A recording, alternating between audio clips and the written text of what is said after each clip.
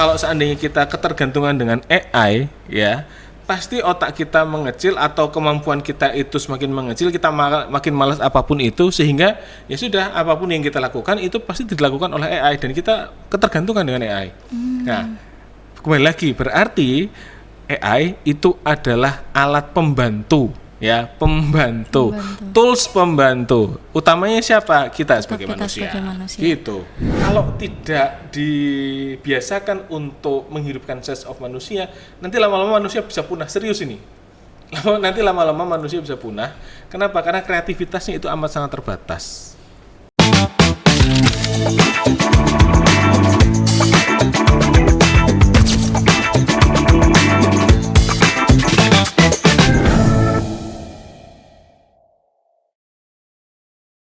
Assalamualaikum, halo Sobat Berdaya, selamat datang di podcast Diksi, diskusi dan literasi yang diinisiasi langsung oleh Bidang Pengkajian Ilmu Pengetahuan Pimpinan Daerah Ikatan Pelajar Muhammadiyah Kabupaten Bantul.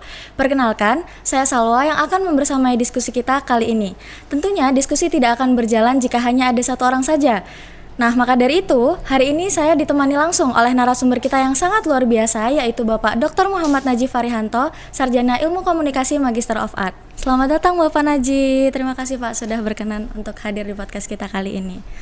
Nah, sebelum kita mengenal beliau lebih jauh lagi, sebagai informasi kepada teman-teman sekalian, diskusi kita kali ini berlangsung di SMK Muhammadiyah 1 Bambang Lipuro, yang mana ini merupakan satu-satunya sekolah kejuruan Muhammadiyah di Kabupaten Bantul yang memiliki jurusan penyiaran dan perfilman. Nah, hari ini kita akan mengangkat topik yang sangat menarik nih teman-teman, terkait dengan AI dalam dunia pendidikan, dari googling ke prompting, mengasah literasi digital di era Copilot. Nah, sebelum kita masuk ke sesi diskusi, tentunya kita harus mengenal terlebih dahulu nih narasumber kita hari ini. Mungkin teman-teman mahasiswa sudah tidak asing lagi ya dengan beliau, karena beliau sudah cukup sering mengunggah video singkat yang membahas terkait dunia perkuliahan di akun TikTok beliau, yaitu Dosen Spek Bocil. Nah, tapi mungkin teman-teman pelajar masih perlu nih untuk mengenal beliau lebih jauh. Mungkin bagi Bapak Najib kami persilahkan untuk memperkenalkan diri terlebih dahulu, Bapak, silakan. Baik, bismillahirrahmanirrahim. Assalamualaikum warahmatullahi wabarakatuh. Selamat petang teman-teman semuanya ya. Saya Najib, saya dosen di program studi ilmu komunikasi Universitas Ahmad Dahlan, dan saya juga part time mungkin ya, seorang konten kreator gitu ya, yang biasanya ngomongin masalah kuliah gitu kira-kira.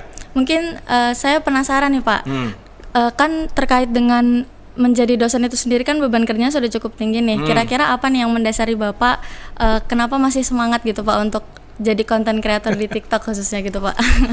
Gini, yang pertama saya itu memang punya jiwa populis kali ya. Ya kan, pengen ngartis lah, itu yang penting, itu yang pertama harus itu. Kemudian yang kedua, begini, saya mencoba untuk meminimalisir anggapan bahwasanya dosen itu susah diakses.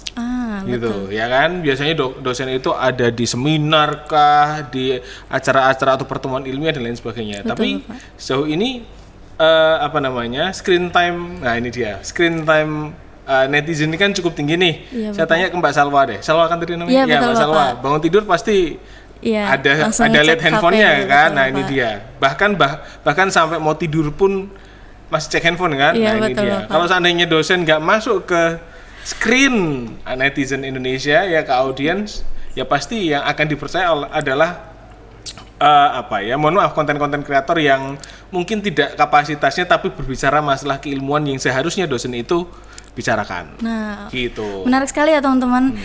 Di salah satu konten Bapak nih yang akhir-akhir ini Bapak unggah gitu kan, saya menemukan bahwa ada satu cuplikan gitu di mana Bapak sedang membimbing mahasiswa Bapak nih.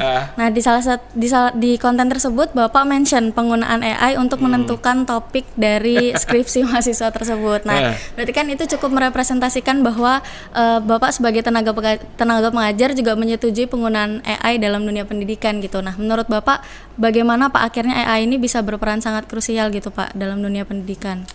Ya, yang pertama kita harus adaptif, jelas ya.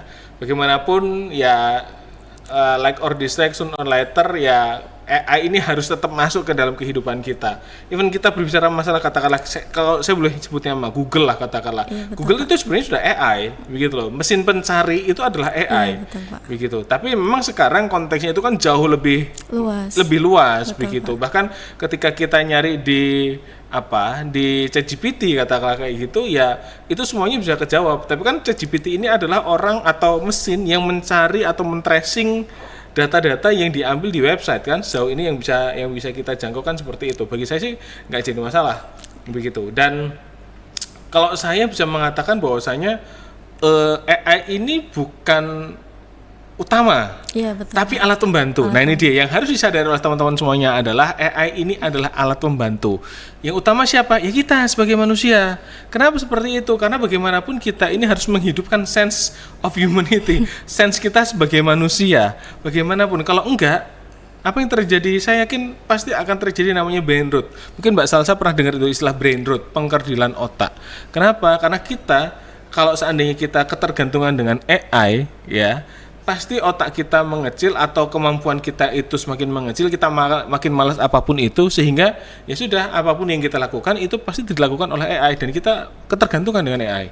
Nah, kembali lagi berarti AI itu adalah alat pembantu, ya, pembantu.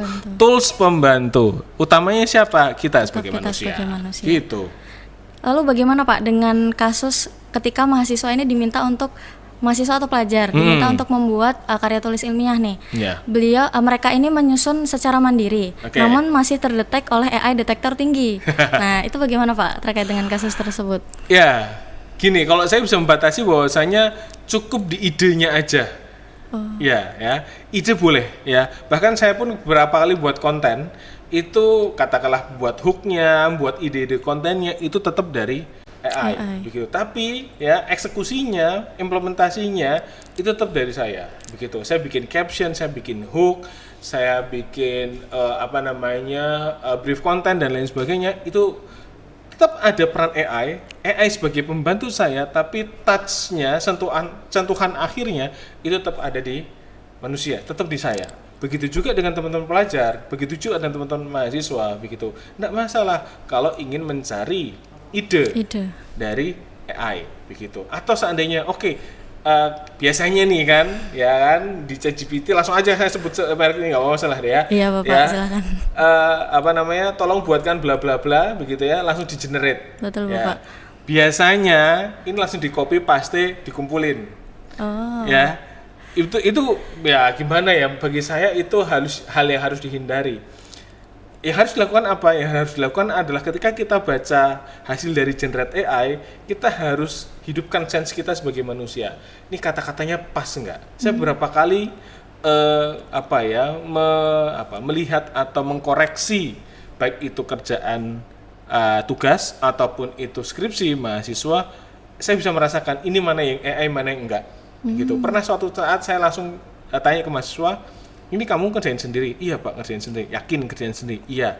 Kok ada kalimat ini, ada satu kata yang bagi saya itu anak S1 belum nyampe nih. Level culture-nya itu belum nyampe begitu ya. Ya, betul Pak. Ya kan? Terus kamu yakin pakai kamu yakin kerjain sendiri? Jujur, ya Pak, saya pakai AI itu kan. Ketahuan gitu. Iya, betul Pak. Saya sebagai saya sebagai dosen begitu ya, saya bisa ngerti mana yang hasil AI, mana yang enggak. Bahkan ada juga beberapa nih selesai di generate itu kan paragraf paling bawah itu nggak dihapus. Apakah Anda ingin melanjutkan atau apakah Anda ingin jawaban yang lain, itu nggak dihapus. Ya itu gini ya. Silahkan pakai AI, tapi please sense sebagai manusia itu harus tetap dihidupkan ya. Kata per katanya harus dilihat, susunannya bagaimana ya kan, apakah ini relate dengan apa yang Anda cari atau apakah ini relate dengan tugas yang dikasih oleh dosen atau guru, itu harus tetap dihidupkan gitu. Nah, jika ada satu kasus nih Pak, misal AI ini digunakan oleh katakanlah satu circle pelajar gitu, mereka mau ujian, terus akhirnya mereka saling berdiskusi tapi jawabannya dari AI gitu Pak. Nah, apakah itu adalah salah satu bentuk memanfaatkan si prompting tadi untuk bisa mengasah kemampuan literasi digital mereka pada akhirnya, atau malah justru itu akan menghilangkan kemampuan mereka dalam berpikir kritis, Pak? Bagaimanapun AI itu kan ngedeteknya itu kan dari web ya, iya kan? Betul, Pak. Iya kan? Bagi saya itu nggak jadi masalah. Sama aja itu sebenarnya kita googling, cuman ada shortcut begitu loh. Oh, iya. Iya kan? Betul, Kalau Pak. googling itu kan masih umum banget. Iya, betul. Begitu kita pakai AI itu kan langsung spesifik. Iya sih, betul, Pak. Iya kan? Nah, bagi saya nggak jadi masalah.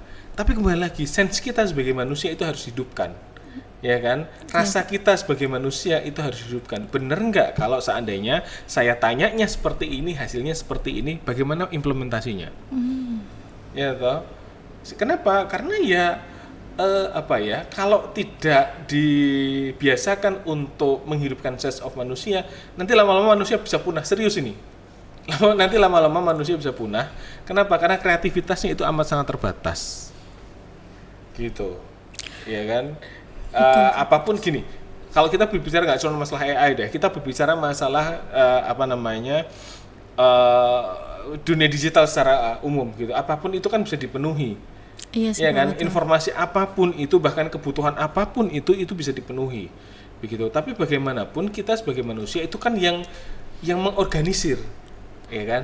Manusialah yang mengorganisir, bukan kita diorganisir oleh AI. Tapi manusialah yang mengorganisir AI. Bahkan AI itu kan pintarnya karena diberi data oleh manusia. Kan ya, Betul Pak? sekali, itu dia, ya kan? Jadi bagaimanapun ya, setelah kita generate, ya, sense kita sebagai manusia harus nyala. Gitu, Mbak. Oh iya, Bapak. Baik. Nah, tanggapan Bapak terkait dengan pentingnya literasi digital itu sendiri, Pak, tadi. Kan kalau literasi digital berarti kita akan memanfaatkan digitalnya gitu ya, Pak, dalam kehidupan sehari-hari. Harus. Ya, literasi digital itu harus. Literasi itu kan artinya kemampuan. Kalau berkaitan dengan literasi digital itu kan kemampuan untuk berdigital. Ya kan? Bagaimana dia menggunakan, bagaimana dia itu mencari informasi, bagaimana dia menyebarkan informasi dan lain sebagainya. Bagi saya tetap harus begitu. Kalau seandainya kita kaitkan dengan AI, kayak ya kemampuan ini harus tetap kita pertahankan atau mungkin kita kembangkan. Maksudnya bagaimana ketika kita itu ingin mendapatkan suatu informasi, ya silahkan kita cari dari AI. Begitu apapun itu AI-nya, teman-teman semuanya. Jadi kan AI itu kan nggak cuma masalah mesin pencarian ya, tetapi kan juga bagaimana cara merubah dan lain sebagainya. Silahkan aja. Begitu. Tapi bagaimana itu kembali lagi satu, filternya ada di kita. Ya, nah, sebagai dia. manusia yang sense Betul, of human tadi ya, Pak. Filternya ada di kita, ya kan. Kemudian kalau seandainya informasi itu memang benar adanya, apakah potensi konfliknya besar atau tidak ketika kita mau share. Nah, ini dia kan sering banget nih kan, apalagi di TikTok kah, entah itu di Instagram kah, itu kan ada tombol share-nya kan. Iya, betul, Bapak. Entah itu mau dilarikan ke story ataupun mau ke di repost. Iya kan? Itu kan itu kan difasilitasi oleh sosial media. Jadi ya harus hati-hati juga ketika kita mau menyebarluaskan informasi. Begitu. Apakah potensi konflik memungkinkan ketika kita itu menyebar informasi tersebut, begitu. Atau ini masih berkaitan dengan AI, ya bagaimanapun AI itu yang mengorganisir adalah manusia, bukan manusia yang mengorganisir AI. Gitu. Terkait membahas konflik tadi ya, Pak. Nah, menurut Bapak peluangnya itu lebih besar untuk maksudnya AI ini berperannya lebih besar sebagai peluang atau justru malah sebagai tantangan, Pak, untuk para pelajar?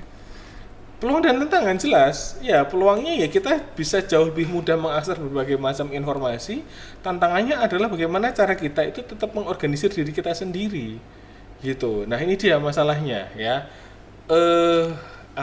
Beberapa kali lah ya saya menemukan kasus-kasus bahwasanya AI ini justru addicted dengan AI. Mungkin teman-teman juga pernah merasakan apa itu curhat dengan AI. Iya, betul, Pak. Karena responnya lebih cepat gitu kalau daripada responnya lebih cepat dan positif. Iya, betul, Pak. Mereka akan mengikuti permintaan kita. Betul. Gitu. Kalau bahasa anak sekarang itu memvalidasi. Aduh, asik. enak banget. Ya kan? Betul, memvalidasi Pak. Perasaan. Siapa sih yang nggak suka divalidasi? Ya kan? Betul, cuman Pak. masalahnya adalah yang memvalidasi kita ini adalah AI. Iya, betul. Ya, yang harus kita sadari itu. Ya kan? Lama-lama kita in relationship with AI, bukan in relationship with siapa begitu kan? Enggak, jangan sampai seperti itu. Ya kan? Nah, kenapa seperti itu? Karena AI itu akan membaca algoritma. Ya, yang harus teman-teman sadari, AI ini akan membaca algoritma. Bagaimana kebiasaan-kebiasaan kita, dan AI itu juga akan menyedot informasi kita. Ya kan? Katakanlah deh, kita berbicara masalah FYP. FYP itu kan AI, Mbak. Harus teman-teman sadari, FYP itu AI. Maksudnya gimana? Kalau seandainya kita itu melihat konten itu lebih dari 5 detik katakanlah, baik itu di Instagram atau di TikTok, konten bawahnya akan mengikuti. Yes. Akan menampilkan hal yang sama atau tema yang sama. Iya kan? Iya, betul. Iya Pak, kan? betul. Entah itu di TikTok ataupun di Instagram atau bahkan di Facebook, karena Facebook juga ada Reels kan sekarang gitu, betul, atau di Explore deh. Coba lihat explore kalian masing-masing, nah itu representasi dari diri kalian, ya, atau FYP kalian deh, ya, FYP kita, ini apa isinya, begitu.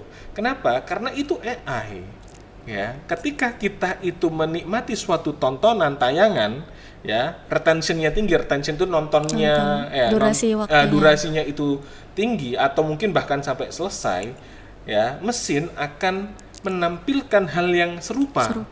Entah itu soundnya sama, entah itu hashtagnya sama, entah itu temanya sama, ya. Katakanlah teman-teman FYP-nya itu tentang skripsi terus, ya berarti teman-teman sedang merasakan hal yang berkaitan dengan skripsi, atau teman-teman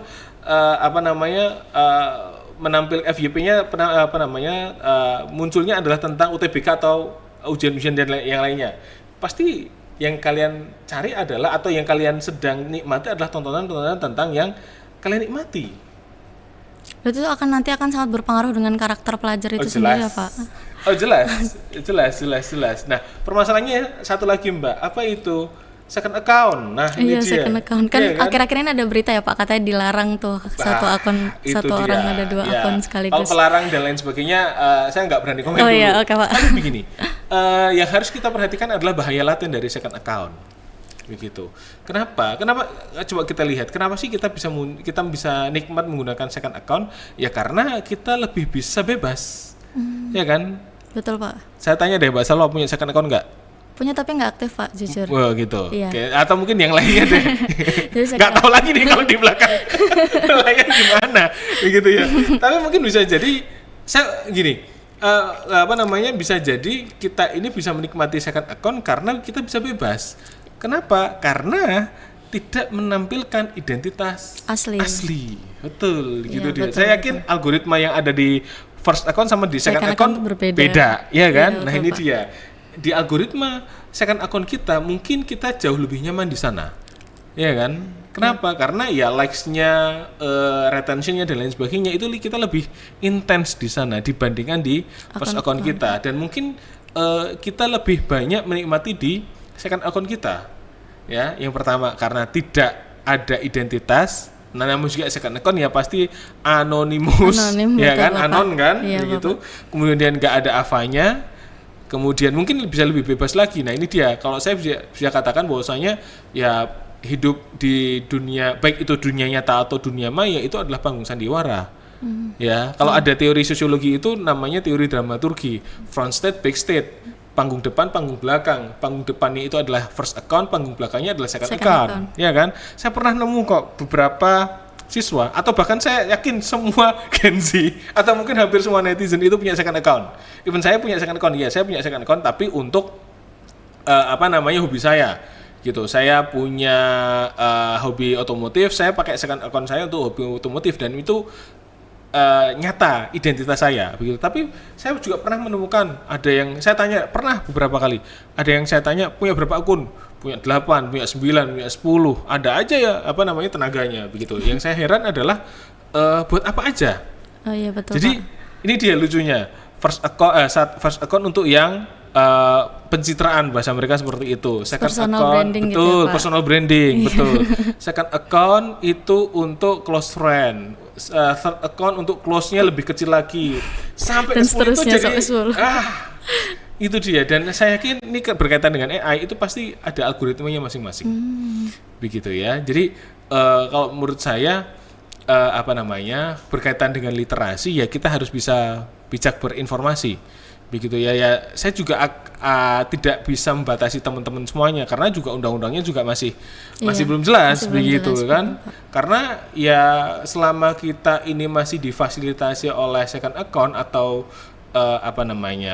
platform sosial media itu masih belum strict ketika kita buat KTP gitu ya, itu masih aman-aman aja, dan itu mungkin menurut saya masih banyak berpotensi untuk menimbulkan perpecahan.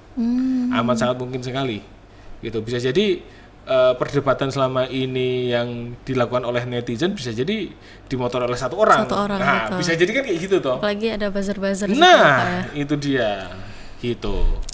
Nah, kalau misalnya pendapat Bapak terkait dengan ketika AI ini kan sudah mulai dimasukkan ke dalam kurikulum pendidikan ya Pak.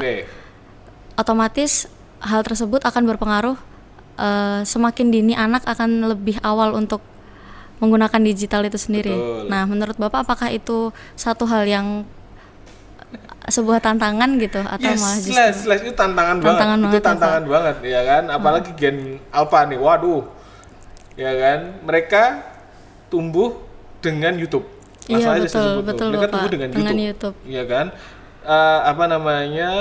Idol mereka bukan lagi idol-idol yang ada di televisi, tapi para YouTuber kecil. Iya, betul Bapak. Iya kan, para artis cilik yang ada di YouTube. Begitu. Bagi saya itu tantangan besar banget. Berarti tantangannya bukan hanya spesifik kepada pelajar itu sendiri, tapi juga kepada orang tua atau? Betul. Iya, orang tua juga gitu dia. Masalahnya juga ya orang tua pun juga udah addicted gitu loh. Iya, orang tuanya udah addicted iya, gitu. Betul, Bapak. Saya yakin juga anaknya juga makin addicted gitu. Ketika orang tua itu sudah tidak bisa membatasi konsumsinya di di kehidupan mayanya, saya yakin juga anaknya juga akan ikut gitu, karena ya orang tuanya lihat handphone, anaknya pun akan mengikuti gitu. Betul sekali gitu. Dan itu bagi saya tantangan besar banget. Belum lagi filternya, iya, kan? Cukup sulit itu ya, Pak. Filternya itu cukup. Nah, sekarang banyak sekali anak muda yang mencari cara lain gitu biar gak ketahuan. Betul. Sama orang tuanya. Itu tadi second account. Iya, betul. Iya kan? Salah satunya. Iya kan? Iya. Saya tanya deh semua netizen semuanya, atau terutama para pelajar yang di sini, ya kan? Orang tuanya tahu nggak second account kalian? Itu aja kalau saya. Iya Pak. Iya kan? Betul. Dan satu lagi, gap generasi. Ini dia. Iya Pak, itu cukup sulit. Betul, gap generasi. Ya mungkin kita tidak kita akan aneh mungkin ketika saya sebagai Gen Z gitu ya, Gen Z dan Alpha, ketika melihat algoritmanya Facebook katakanlah kayak gitu. Guyonannya gini amat begitu, garing amat. Tapi begitu juga dengan generasi sebelumnya ketika melihat algoritmanya yang ada di TikTok ataupun di Instagram, di Reels begitu. Mungkin bagi mereka guyonannya terlalu vulgar. Contohnya kemarin sempat ada tren dibalik orang tua yang full topping, tau nggak? Gitu. Nggak tahu kan? Nah, ya kan. Kadang juga algoritmanya pun beda gitu kan. Jadi ketika orang tuanya udah meninggal, dikubur, kemudian dikatain full topping. Tahu full topping? Ya Allah. Ya. Iya, betul Pak. Ya kan? Iya. Kalau sebagai Gen Z aja udah istighfar begitu Pak, kan. Apalagi orang tua. Cukup heran dengan bercandaannya. Itu dia kan, algoritmanya berbeda. Iya, betul Pak.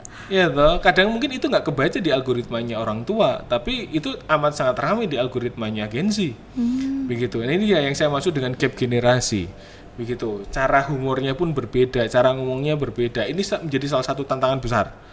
Apakah konflik-konflik itu tadi juga bisa memicu munculnya depresi ya Pak di tengah pelajar? Kan kalau dilihat mungkin depresi yang saat ini tuh sepertinya lebih tinggi gitu daripada zaman yang sebelumnya gitu. Kalau dilihat kasusnya. Iya. Semakin semakin melek kita dengan hal-hal yang berbau mental health, ya kita akan semakin sensitif. Gitu. Ya gini, saya tidak menyalahkan juga dengan yang namanya mental health. No, saya sama sekali tidak. Begitu. Tapi begini. Yang harus kita sadari adalah kita ini juga bisa meregulasi diri. Harus bisa meregulasi diri. Begitu. Mana yang mana yang seharusnya ditiru, mana yang seharusnya enggak. Begitu. Kenapa? Kalau seandainya kita salty atau seandainya kita baper dengan dalam tanda kutip pencapaian orang lain di sosial media, kemudian kita juga pengen gitu ya, apakah cukup realistis dengan kehidupan yang kita jalani sekarang? Iya betul sih. Iya kan? Nah, jangan sampai kehidupan glamor yang dipertontonkan oleh para konten kreator katakanlah seperti itu ya nggak harus semuanya diikuti ya. Jadi nggak semuanya yang ada di sosial media, baik itu gaya hidupnya, omongannya, itu juga nggak harus diikuti begitu. Kenapa? Karena setiap orang punya standar masing-masing. Ini dia. Ini juga amat sangat berkaitan dengan yang namanya algoritma. Gitu. Karena ya di-explore FYP kita itu amat sangat mempengaruhi pola pikir kita. Kalau terkait ini Pak, saya cukup penasaran gini. Jadi kan kalau di sosial media itu kita lebih mudah mengakses postingan seseorang gitu kan. Kadang tuh ada beberapa anak yang dia semakin mendapatkan tekanan yang cukup tinggi karena melihat postingan orang lain yang pencapaiannya cukup tinggi. Akhirnya dia cukup memaksakan diri gitu Pak untuk menyamakan standar diri. hidup. Standar hidupnya jadi berusaha untuk kejar-kejaran. Padahal kan seharusnya mengikuti sesuai kemampuannya dia gitu kan ya Pak. Mungkin Bapak ada tips dan trik gitu Pak buat para pelajar untuk bisa tetap menyesuaikan diri di era digital yang cukup semerawut ini Pak. Nggak semua omongan harus diikutin. Itu aja sih. Itu aja ya Pak. Standar itu kita bisa tentukan sendiri. Nggak semuanya standar orang lain itu kita harus ikutin, nggak semuanya omongan orang lain itu harus kita ikutin. Ya, yang berhak memberikan standar bagi diri kita kita sendiri. Gitu. Kenapa? Ya kita harus cukup realistis, begitu. Karena betul. Setiap orang punya privilege masing-masing. Privilege nggak harus masalah materi betul ya Bapak. Kan? Tapi privilege relasi, privilege pendidikan dan lain sebagainya itu juga privilege bagi saya. Bapak. Atau privilege keluarga itu juga privilege, begitu. Ya, tapi ya kembali lagi. Jadi menurut saya nggak semua omongan itu harus diikutin, gitu ya. Dan nggak semua apa yang kita lihat di sosial media itu realistis dengan kehidupan kita.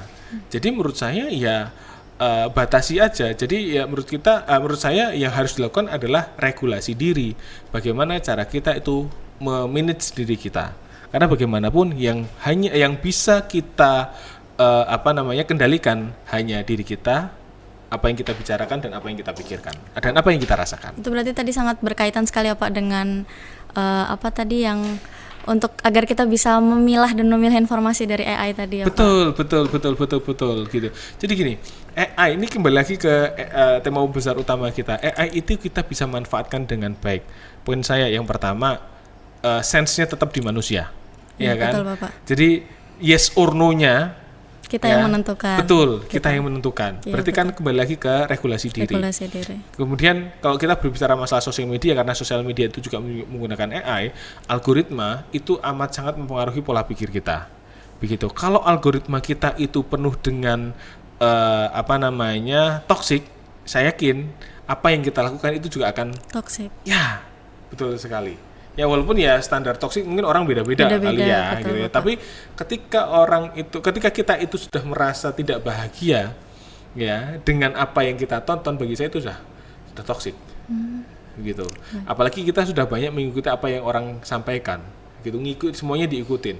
Ya, karena ya kita ini sekarang hidup di era disrupsi. Disrupsi itu adalah kekacauan informasi. Oh iya betul Bapak. Iya kan? Kekacauan informasi. Source informasi itu tidak hanya dari satu sumber saja, tapi dari berbagai macam sumber.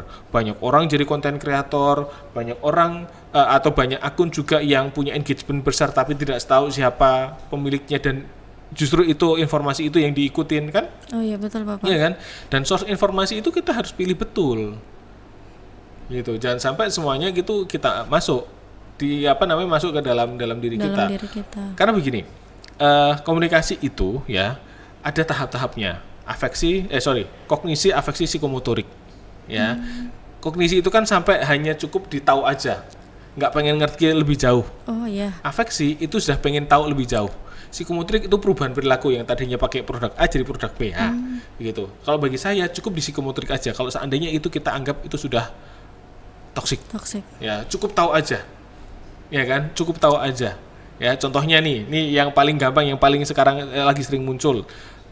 Mohon maaf kalau seandainya saya ngomong agak sensitif, itu hamil di luar nikah, influencer itu, iya betul Bapak, iya kan? Saya tahu. Itu toksik. Iya, toksik. Skip bagi saya, itu skip. Yeah. Skip bagi saya. Kenapa? Indikatornya adalah tidak urgent untuk kehidupan kita. Teman bukan, kenal enggak, Kenal enggak, tapi kita malah dan ikut-ikutan diglorifikasi gitu. dan kita harus ngikutin.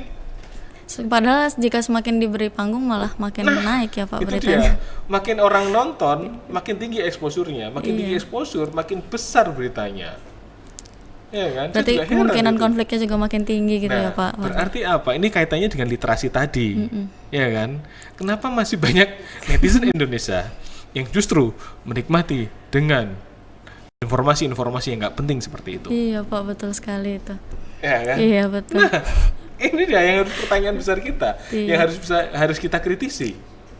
Memang perlu kerjasama gitu ya Pak. Berarti Iya. lebih ke maksudnya harus ada tumbuh kesadaran dari masing-masing individual, kemudian saling bekerja sama untuk memutus gitu Pak hal-hal negatif di. Itu ya, kalau seandainya kita tidak mampu, kita bisa minta tolong orang lain. Iya betul. Iya kan? Dan kita harus, kalau seandainya kita udah tahu, kita harus bisa sadarkan dengan pada orang lain. Iya. Iya kan? Banyak kok, yang menurut saya itu sebenarnya isu yang nggak penting-penting banget, tapi di algoritma itu disajikan. Caranya gimana? Skip. Iya skip, betul Ya, Bapak. skip. Kalau udah ke skip, itu pasti algoritma tidak akan menampilkan lagi. Iya betul Bapak. Kan Iya tadi kan? harus durasi 5 sampai 10 detik Betul. belum muncul Atau lagi. ya not interest. Oh iya betul, Iya kan? ada Bisa pilihannya. kan? Iya betul Bapak. Bisa kan? Iya. Kalau udah not interest berarti kan tidak akan terbaca lagi oleh algoritma. Gitu. Atau seandainya udah not interest tapi masih kebaca, memang itu ininya gede banget. Apa namanya? Exposure-nya gede Exposure-nya banget. lagi. Tapi bagi saya itu masih bisa di Masih skip. bisa di skip. Ya gitu cukup Pak. tahu aja, tapi nggak harus tahu lebih dalam. Kadang-kadang kita udah tahu lebih dalam, kita yang stres. Iya betul Pak. Nah, kan? Terpengaruh jadi memikirkan hal yang gitu, seharusnya malah tidak kepikiran, dipikirkan. kan? Iya. Temen enggak.